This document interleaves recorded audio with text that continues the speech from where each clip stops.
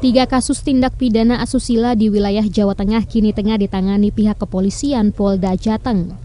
3 kasus tersebut terjadi di 3 wilayah berbeda seperti di Pekalongan dengan tersangka berinisial AF, seorang perempuan warga Riau yang memperdayai korbannya dengan modus sebagai guru spiritual dan akan menyebarkan video asusila korban jika korban tidak memberikan sejumlah uang kepada tersangka.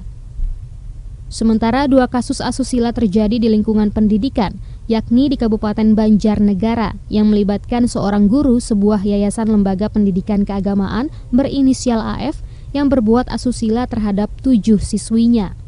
Dan 1 kasus menonjol terjadi di Batang dengan tersangka berinisial AM yang berbuat asusila terhadap sejumlah siswi di salah satu SMP di tempatnya mengajar.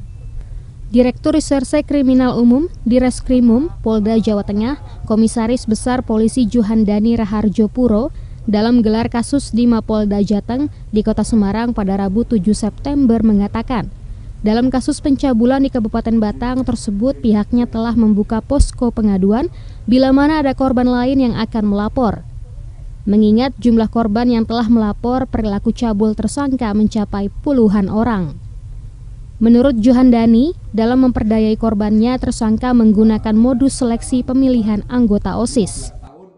Saat ini sudah ada 10 orang yang diduga menjadi korban persetubuhan dan hampir 35 kasus yang korban pencabulan.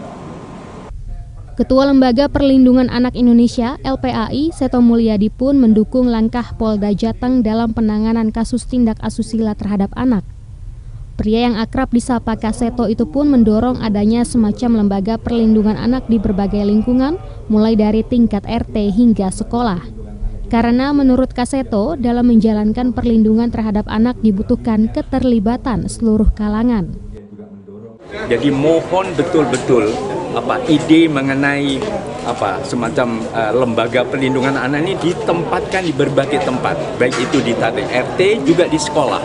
Jadi sekolah juga mungkin dibentuk semacam parsa atau seksi perlindungan anak tingkat sekolah misalnya begitu. Jadi betul-betul melindungi anak ya perlu melibatkan semua.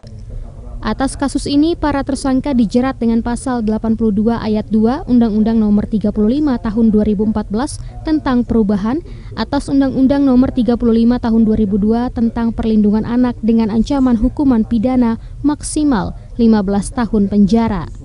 Dari Semarang, Jawa Tengah, Suryo Wicaksono, Kantor Berita Antara, mewartakan. Hati-hati ya, Mas.